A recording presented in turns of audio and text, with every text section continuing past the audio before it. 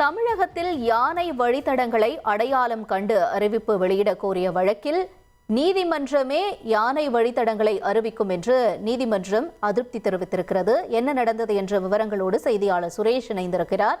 சுரேஷ், இந்த வழக்கினுடைய சாராம்சம் என்ன, மேலும் நீதிமன்றம் தொடர்பாக என்ன கருத்து தெரிவிச்சிருக்காங்க, விவரங்களை பதிவு செய்யுங்க. வணக்கம். அதாவது தமிழகத்தில் யானைகள் வழித்தடங்களை அடையாளம் கண்டு அறிவிப்பு வெளியிட உத்தரவிட வேண்டும் என்ற கோரிக்கையுடன் விலங்குகள் நல ஆர்வலர் முரளிதரன் உள்ளிட்டோர் உயர்நீதிமன்றத்தில் வழக்குகள் தாக்கல் செய்திருந்தார்கள்.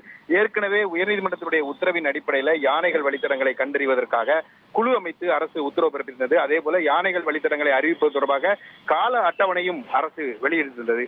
இந்த நிலையில இந்த வழக்கு நீதிபதிகள் சதீஷ்குமார் மற்றும் பரத சக்கரவர்த்தி அடங்கிய அமர்வுல விசாரணைக்கு வந்தபோது அரசினுடைய கால அட்டவணைப்படி யானைகள் வழித்தடங்கள் அறிவிப்பதற்கான நடவடிக்கைகள் முறையாக மேற்கொள்ளப்படவில்லை என்ற ஒரு அதிருப்தியை நீதிபதிகள் பதிவு செய்திருக்கிறார்கள். மேலும் அட்டவணைப்படி நவம்பர் டிசம்பர் மாதங்களில் இந்த யானைகள் வழித்தடங்கள் குறித்த வரைவு அறிக்கையை வெளியிட்டு